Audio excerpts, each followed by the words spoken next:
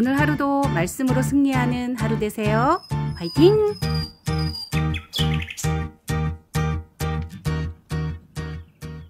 제2장.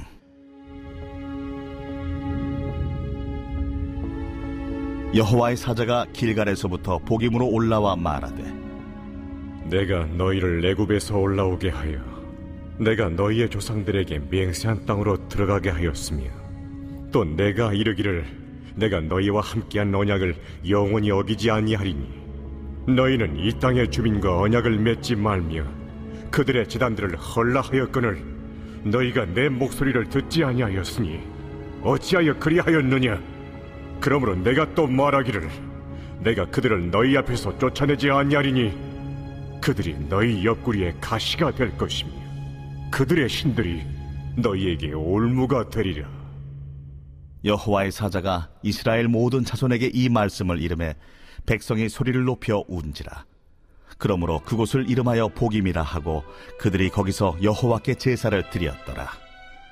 전에 여호수아가 백성을 보내매 이스라엘 자손이 각기 그들의 기업으로 가서 땅을 차지하였고, 백성이 여호수아가 사는 날 동안과 여호수아 뒤에 생존한 장로들 곧 여호와께서 이스라엘을 위하여 행하신 모든 큰 일을 본 자들이 사는 날 동안에 여호와를 섬겼더라.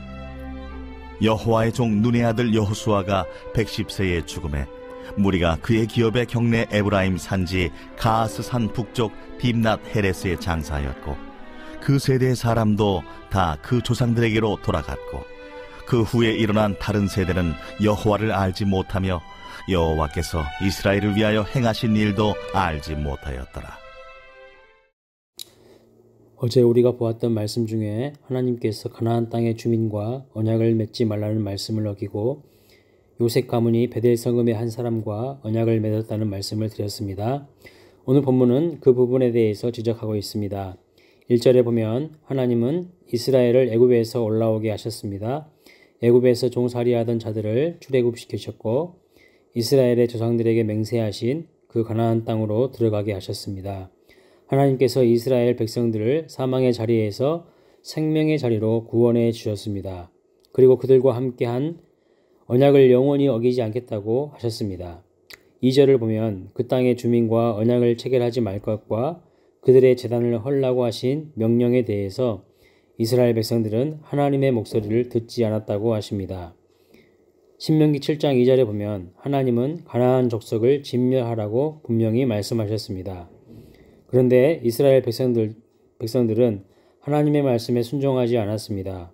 신명기 7장 3절에 보면 하나님께서 금지하신 것 가운데 이방인과 결혼을 하지 말라고 하셨습니다. 왜냐하면 이방인과의 혼인을 통해 그들의 가치관과 우상 숭배가 이스라엘 가정에 들어오게 되고 하나님을 배신하기 때문입니다. 그러나 이스라엘은 이방인과 결혼했고 부모들은 자녀들을 이방 자녀와 결혼시키는 죄를 범하게 되었습니다.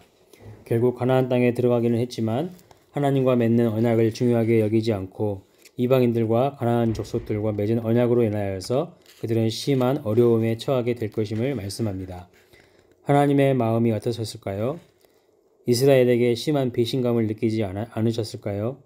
오늘 본문 말씀에서 하나님께서 이스라엘 백성들의 모습을 보시며 안타까워하시면서 한탄하시는 모습을 볼 수 있습니다. 오늘 우리는 어떻습니까? 하나님의 신실하신 사랑과 나를 위해서 베풀어 주신 그 놀라운 은혜를 기억하며 믿음의 백성답게 살아가고 있습니까?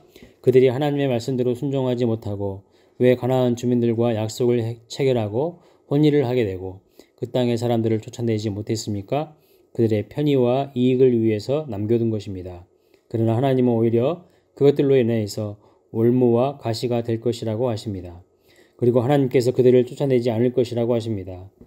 편하게만 살려는 잘못된 생각과 불순종으로 인해 더 큰 어려움을 겪게 되는 것입니다. 조금 힘들고 불편해도 순종하는 삶이 진정 우리 자신을 위하는 생명의 길입니다. 우리 각자의 삶을 점검하면서 불순종으로 인한 가시와 올무가 생기기 전에 빨리 순종하는 삶으로 돌아가시기 바랍니다.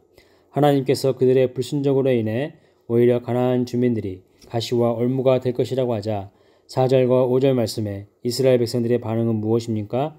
백성들이 소리 높여 울었습니다. 그리고 그곳 이름을 복임이라 짓고 하나님께 제사를 드렸습니다. 복음이라는 뜻은 우는 자들이라는 뜻입니다.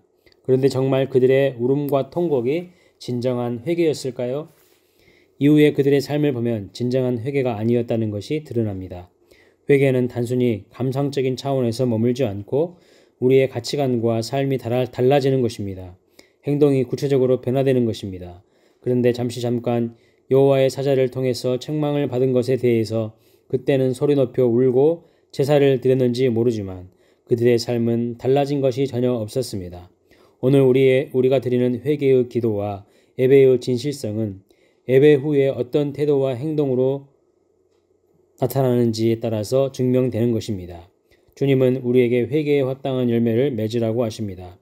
과식과 위선의 회개, 종교적인 예배 순서 중에 하나인 회개가 아닌 진실로 마음을 찢고 삶이 변화되며 하나님께로 돌아오는 회개를 원하십니다. 악어의 눈물은 악어가 진짜 눈물을 흘리는 것이 아니기에 가짜 눈물, 거짓 눈물이라고 합니다. 오늘 우리가 하나님 앞에서 흘리는 참회의 눈물이 악어의 눈물은 아닌지요. 마지막으로 본문 6절부터 10절을 보면 여호수아와 그 세대의 사람들은 하나님의 능력을 경험하며 가나안 전쟁의 승리를 맛보았지만 그 다음 세대는 여호와도 알지 못하고 여호와 하나님의 행하신 일도 알지 못했습니다. 신앙을 물려주지 못하고 세상과 타협하였고 단순히 땅만 물려주었기에 다음 세대는 그 땅에서 오히려 우상을 숭배하고 말았습니다. 다음 세대가 아닌 다른 세대가 되었습니다. 신앙도 가치관도 삶의 목적도 완전히 다른 세대가 되어버린 것입니다. 우리가 다음 세대, 우리 자녀들에게 물려주기 위해서 힘써야 될 것은 물질적인 풍요로움이 아니라 하나님입니다. 하나님이 어떤 분이신지, 하나님이 무엇을 원하시는지, 하나님이 좋아하시고 싫어하는 것은 무엇인지 하나님을 알게 해야 합니다. 오늘 우리는 무엇을 위해서 바쁘게 살아갑니까? 정말 하나님의 뜻을 가슴에 품고 하나님의 말씀대로 순종하며 살기 위해서입니까? 아니면 이 땅에서 편하게 살고 풍요롭게 사는 것에 목적이 있습니까? 하나님 안에 거하시길 바랍니다. 하나님 앞에서 살아가는 호람대오의 정신으로 사시길 축복합니다. 우리의 자녀와 다음 세대가 땅이 아닌 땅을 주신 하나님을 알고 사랑할 수 있도록 먼저 우리가 믿음으로 살아가시기를 축복합니다.